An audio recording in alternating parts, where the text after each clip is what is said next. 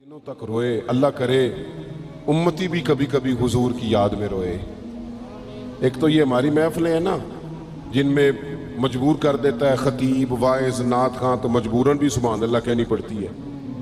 काश कभी घर में बैठे बैठे भी दिल करे और हम किसी नात खां के दरवाजे पे स्पेशल जाके दस्तक दें और उसे कहें दिल बड़ा परेशान है, मदीने वाले की कोई नात तो सुनाओ।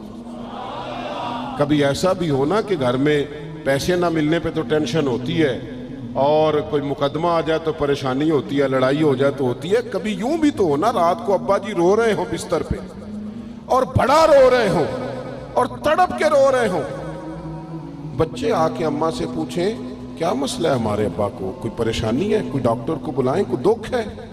अम्मा कहती है जाओ तुम्हारे वाली बात नहीं। बच्चे इसरार करके कहते हैं नहीं अम्मा बता तो सही मसला क्या है।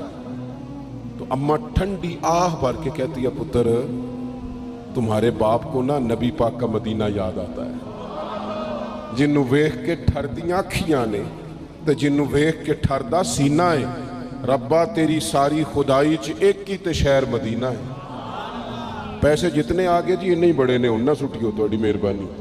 असी किड्डी समझदार कौम आ, पहले आप ही खिलारी देने फिर आप ही इकट्ठी करी देने। कैसी बात है।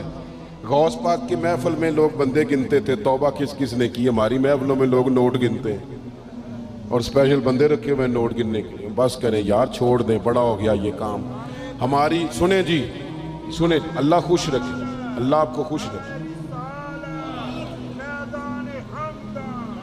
और मेरे भाई अल्लाह जज़ात सुने, हमें जो कुछ दीन ने दे दिया वो हमारी औकात से पहले ही बड़ा ज्यादा है। तो ये नोट छोड़ तो ये तो बात ही पीछे रह गई है। सानू तख्त हज़ारे दी लोड़ की है, नाले की लगे शहर बमोल दे नाल असी अपनी बाल के सेकने आ, सानू की लगे किसी और दे नाल। ये छोड़ दें ये काम, ये कोई इतना मुनासिब नहीं लगता।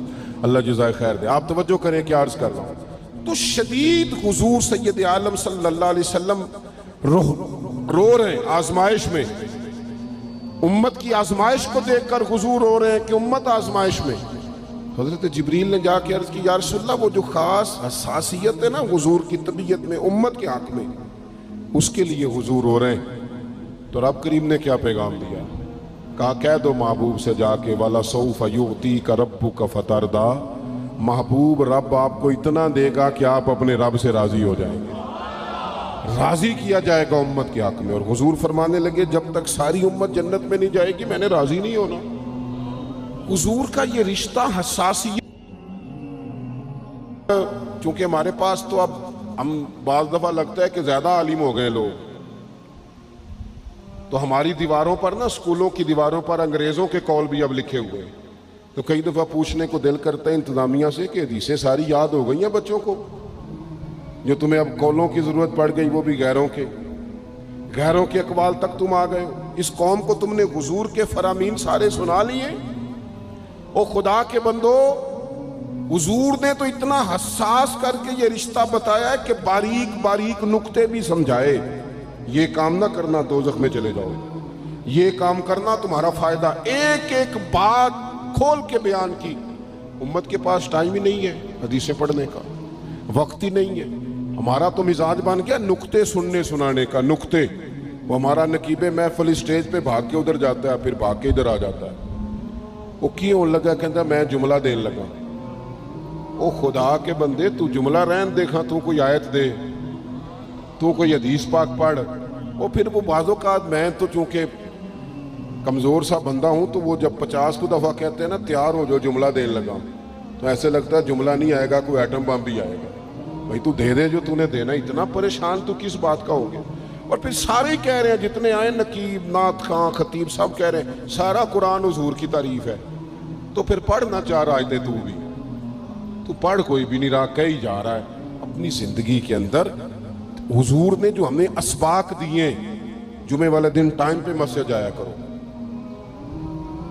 मौलवी नकम्मा भी हो ना मेरी तरह का, आप वक्त पे जाएंगे तो वो जल्द तैयारी शुरू कर देगा। आप आखिरी 10 मिनट जाते हैं तो वो क्या मौलाना दीवारों को तकरीर सुनाए। तैयारी करें, हुजूर के फरामीन सुने। और नबी पाक सल्लल्लाहु अलैहि वसल्लम ने जहां जहां हमें असबाक पढ़ाए हैं वो उस रिश्ते की हसासियत को देखें। چونکہ حضور نے بڑا حساس رشتہ بنایا امت سے، تو پھر امت کے دل بھی حضور کے حق میں بڑے حساس ہیں۔ اپنے مزاج کے لحاظ سے نا نرم طبیعت کے آدمی حضرت صدیق اکبر۔ کچھ لوگ نرم ہوتے ہیں نا بیچارے، جو گیا مان لی، جو گیا مان لی، ان کو لوگ تنگ بھی بڑا کرتے ہیں۔ یہ بھی میں آپ کو بتا رہا ہوں۔ وہ جس بندے کا پتہ ہوتا ہے نا کہ جناب اس کے پاس گئے تو یہ اکثر تارے شاٹ بھی رہتی ہیں، تو وہاں ذرا جاتے بھی لوگ تھوڑی احتیاط کرتے ہیں۔ حضرت ابو بکر صدیق طبعاً نرم طبیعت کے تھے، کشادہ روئی، خندہ پیشانی مزاج کا حصہ تھا۔ وہ دیر تک صبر کرنے کے عادی تھے، لیکن ایک دن ان کے والد آئے جناب ابو قحافہ رضی اللہ تعالیٰ عنہ، بعد میں انہوں نے کلمہ پڑھا۔ وہ ایک دن حضور کی بارگاہ میں شکایت لے کے آئے۔ اب کسی اس بندے کی شکایت آ جائے نا جس کی توقع نہ ہو، جس سے توقع نہ ہو۔ کسی نے کہا تھا نا کہ تجھ سے شکوہ نہیں بے وفائی کا، پر تجھ سے امید بے تحاشا تھی۔ تیرے اوپر امیدیں بڑی تھیں، تو نے یہ جو کام کیا نا یہ تھوڑا عجیب لگا ہے، تجھے نہیں کرنا چاہیے تھا۔ کوئی اور کر دیتا تو چلو بات اتنی سخت نہیں تھی، تجھے نہیں کرنی چاہیے تھی، تیری بنتی نہیں تھی۔ حضرت صدیق اکبر طبی طور پر نرم آدمی، لیکن ان کے والد آئے حضور کی بارگاہ میں، اور بزرگ ہیں اور نابینا ہیں اور لاٹھی تھامے ہو، اور انہوں نے بڑی عجیب بات کی، کہا یا رسول اللہ حد ہو گئی، آج تو ابو بکر صدیق نے مجھے تھپڑ مارا ہے، تھپڑ مارا۔ یہ ابھی وہ مسلمان نہیں تھے، شکایت آئی، کریم محبوب علیہ السلام کے گرد جتنے لوگ کھڑے تھے محو حیرت ہو گئے کہ ابو بکر صدیق یہ کام کریں گے۔ حضور نے فرمایا بلاؤ نا جناب صدیق کو، حاضر بارگاہ ہو گئے، ہاتھ باندھے، نظر جھکائی ہے۔ حضور نے فرمایا ابو بکر لوگوں کو تو یقین ہی نہیں آ رہا، تم نے تھپڑ مارا باپ کو؟ خاموش کھڑے، خاموش۔ کریم نے فرمایا ابو بکر سن رہے ہو میں نے کیا کہا، باپ کو مارا ہے؟